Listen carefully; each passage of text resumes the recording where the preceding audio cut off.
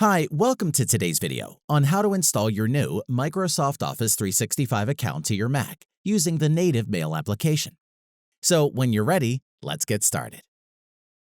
Firstly, we are going to open the Mail app on your Mac.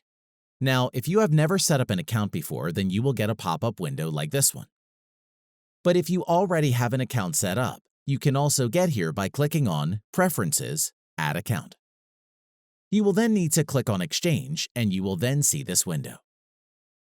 Pop in your name followed by your username. This will most likely be your email address. Click on Next. You may see a window like this. If you do, then just click Sign In. Enter your password and you're all set. Your mail will start downloading within a few seconds. If you have any issues, then just get in touch with the team at Cloud and they will be happy to help.